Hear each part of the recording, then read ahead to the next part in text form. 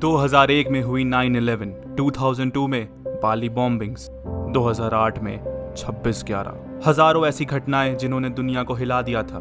क्या सिर्फ यही टेररिज्म है? क्या आतंकवाद हमेशा ISIS या तालिबान के रंग रूप में था? आखिर ये सब शुरू कब हुआ? किसने शुरू किया? This is the early history of terrorism and you are watching archive. Terrorism is not a new concept. ये तब से है जब से मानव सभ्यता है। बस सदी के हिसाब से शब्द के मीनिंग बदलते रहते हैं। If you talk about the oldest evidences of terrorism, then we will find governments around the world using different means to remain in control. अगर हम गौर करें फ्रांस के इतिहास पर, तो ये पता चलता है कि 1793 में वहाँ के एक रूलर मैक्सिमिलियन रॉबस्पायर ने सत्ता में रहने के लिए सीवियर कंट्रोल एंड पनिशमेंट की पॉलिसी अपनाई। करीब 40,000 लोगों को गिलोटिन, जो कि एक एग्जीक्यूशनर वेपन है, उससे टेरर को the only way of justice बनाया। टेररिज्म का मतलब सिर्फ हाईटेक बॉम्ब्स, हैवी एक्सप्लोजिव्स और लेटेस्ट गन्स का यूज़ नहीं होता। आतंकवाद तब भी था और अब भी है। 1793 से लेकर 1794 मतलब एक साल को फ्रेंच हिस्ट्री में रेन ऑफ टेरर कहा जाता है। बट आप सोच रहे होंगे 1793 में तो ये शुरू ही हुआ था। एक साल ही? जी हाँ, मैक्सिमिलियन रॉबस्पायर को उन्हीं के लोगों ने गिलोटिन कर दिया। According to the wave theory of terrorism, it was only during 1880 and 1920 जब नॉन स्टेट टेररिज्म का जन्म हुआ। नॉन स्टेट टेररिस्ट्स वो लोग थे जो गवर्नमेंट का हिस्सा नहीं थे और गवर्नमेंट को डिसआर्म करना चाहते थे। And in order to justify their doings, उन्होंने टेररिज्म का सहारा लिया।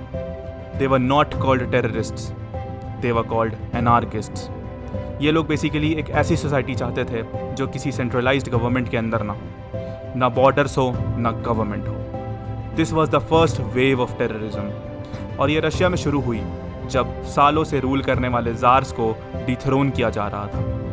The primary weapon used by them was assassinations. लोग जनरली टेररिज्म को जेंडर के बेसिस पर नहीं देखते हैं क्योंकि टेररिज्म को मेल सिंबलाइज किया जाता है। पर 24 जनवरी 1874 रशिया में वीरा ज़ुलिश नाम की एक महिला ने वहाँ के गवर्नर फ्रेडो ट्रेपोव को गोली मार दी। This was probably the first evidence that show the transformation of women. वीरा ज़ुलिश ने ऐसा क्यों किया और क्या ये करना सही था, ये अलग चर्चा का विषय है। बट रशियन गवर्नमेंट की नज़रों में वो एक टेररिस्ट थी। देखते ही देखते एनार्किस्ट और उनके उपाय दुनिया भर में फैल गए।